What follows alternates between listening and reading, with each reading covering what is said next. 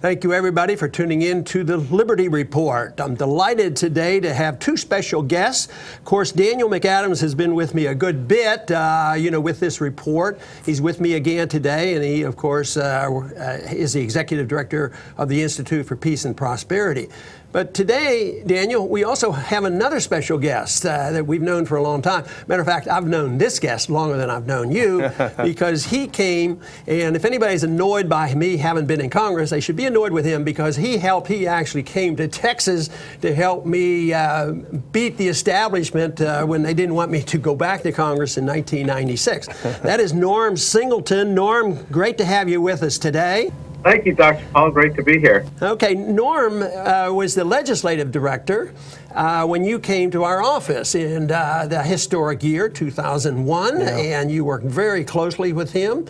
You understand his humor, and you understand his ability, and you know his filing system very well. So, but Norm, it is good. I have relied on you for so long, for so much information, and I still do because you're doing very similar work to keep everybody at Campaign for Liberty alert to everything that's going on the Hill and trying desperately to stop some of these bad pieces of legislation. And of course, you did a lot of work on the Banking Committee as well and on Audit the Fed. But today, what we want to talk about is a bill that the Campaign for Liberty is working on. There was a major vote yesterday in the House Judiciary Committee, and that's the USA Freedom Act. And this is the bill that is going to give us all this wonderful stuff. It's going to reform the PATRIOT Act. And the American people are tired of the PATRIOT Act and all the spying. And Edward Snowden has done a great job telling the people how bad that is. But yesterday, there was a vote in Judiciary Committee. And so, Norm, very briefly start off by telling us a little bit about what the bill is, the U.S. Freedom Act is all about, and just why. That sounds like a great bill. Sounds like if you and Daniel got together, you'd say, hey, Ron, this is a Freedom Act. And the Patriot Act was so great, so the Freedom Act must be pretty good, too, especially since it's supposed to, make things a little bit better for the American people. But let us know what the update is and what this vote was yesterday. Well, of course, to start with, anytime a bill has a name like the USA Freedom Act, you need to read it very carefully because the title tips you off it's going to be bad. If it's called the Patriot Act, really, if it's called the Affordable Health Care Act, your health care is not going to be more affordable. And if it's called the USA Freedom Act, we're not going to have more freedom in the USA after it passes. And what this bill is, it's basically two parts. One is, which is of course the main concern of the administration, the security state, and their defenders and apologists in Congress, is an extension of the parts of the Patriot Act that sunset at the end of this month, June 1st, that are some of the worst in terms of authorizing the security agencies to collect our phone calls, what's called megadata, and do on every American, really the heart of what the Snowden revelations were all about. Then, because of the Snowden revelations and because of the groundwork that has been laid by the work that you, Dr. Paul, Daniel, myself, and our allies, both in Congress and more importantly throughout the nation, have done on this issue since 2001. There's such a great public demand now for an end, or at least a modification of these programs, some kind of restraint. There is a little tiny bit of reform put in to make it a little bit more difficult for them to collect the data. But if you look at the details, it really is such small reform that it practically amounts to nothing. This is not going to stop a creative. And as we saw, one of the things we saw with the Snowden revelations is they're very creative in looking at the law and figuring out how to get around it, how to find a loophole, how to exploit those loopholes. So this bill will not do anything. What it does do is it makes the House leadership able to issue press releases saying, we reformed the Patriot Act, but we're keeping you safe from terrorism while protecting your rights. But they've been saying that Patriot passed in 2001, and then a few years after that, we get a revelation that the NSA is exceeding its limitations. They're collecting all sorts of data, and then Congress, some congressmen thumped their chest about how they're for reform, but we can't get rid of everything, and we're back to square one again. Yeah, if in a way they're pretending to do some good, but aren't they really doing the same thing with a very, very thin line of trying to protect us? The phone companies still have to keep all the records, and the government has access to these records. So, and are we going? Are they? And I think they are allowed to see if this is correct, that they can get these records, and if at least for 72 hours, and a chance to get a search warrant for them.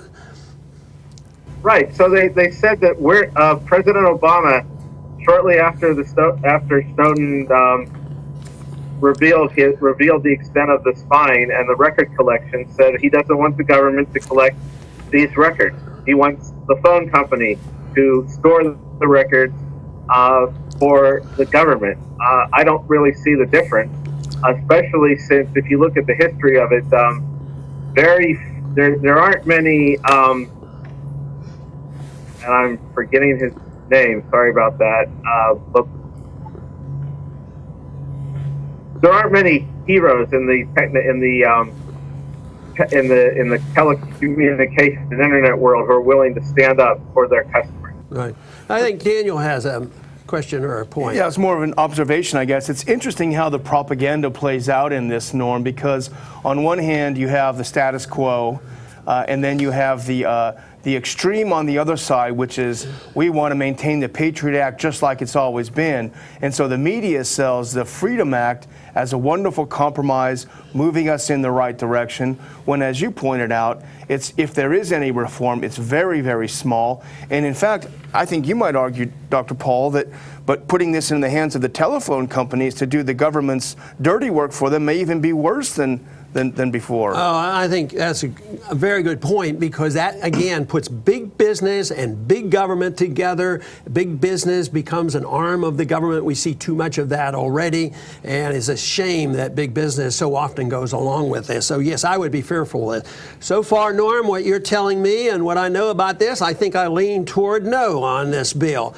But what is next up now? They passed it out of committee. I understand it will come up soon, in the next couple weeks, maybe on the House floor. Well, they're out next week, so it probably will be either the week after next or the third week of May. And of course, this is another trick they like to pull, is because the authority for a lot of this fine expires on May 31st. They like to bump up against the deadlines. We see this with all the budget stuff, where they wait till the end of the fiscal year before they bring their appropriations bills, bring their omnibus on December 23rd to threaten people with, you're going to have to be here over Christmas if you don't vote for it. Yeah. And with another deadline, I wouldn't be surprised if they're here on late May 30th passing this bill, and that makes it easy for the House leadership to scare people into voting their way. Yeah, and they claim this is a very, very important deadline. But the worst thing that could happen if they didn't do it by June 1st is we would have more liberty on July 2nd. And this sounds like we're going to have no security. Well, for some reason, what happened after 9/11, the American people didn't commit the crimes, and yet they got all the penalties and lost all their liberties. And the process of our dangers still exists. Of course, both the Senate has to pass something, and the president has to sign something. I think the president leans towards saying he supports the USA Freedom Act the way it stands.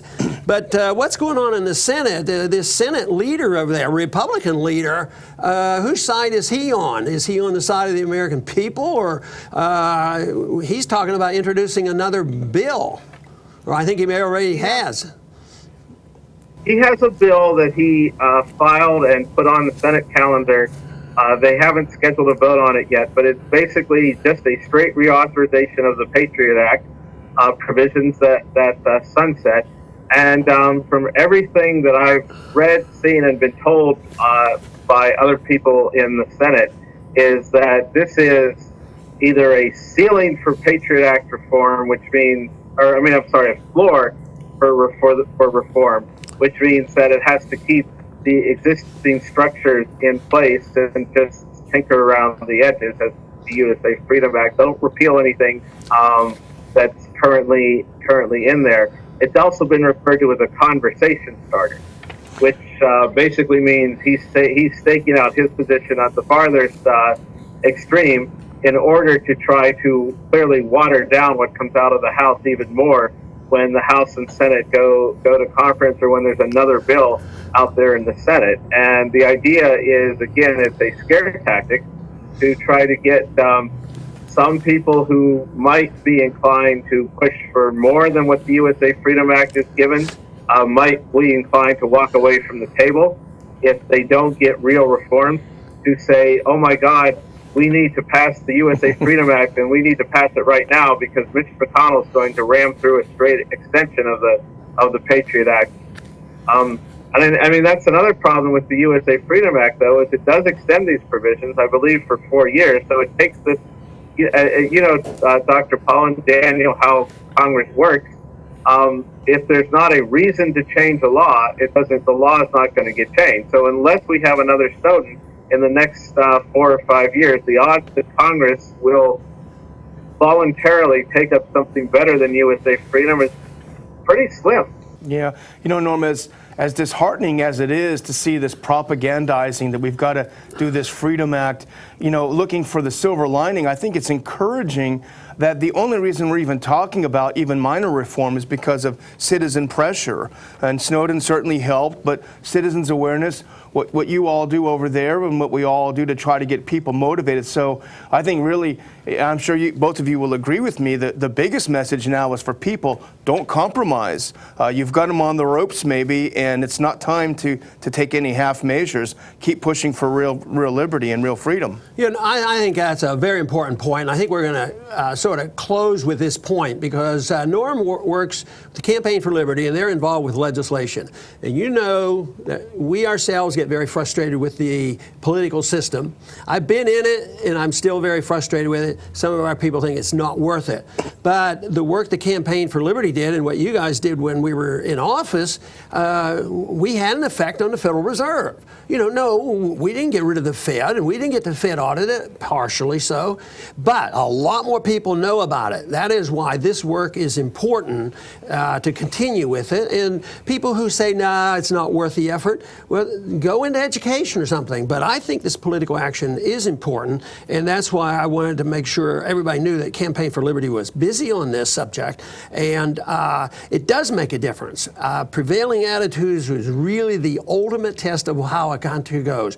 If the country supports welfare and warfare, the government is going to do it. And it's when the people reject Keynesian economics, reject this interventionism in foreign policy, and honors and respects the Fourth Amendment and our Bill of Rights, that's when the government will change. So I think this is all very important. So Norm, do you have a quick suggestion for our listeners on what they might do if they are inclined to try to spread this message?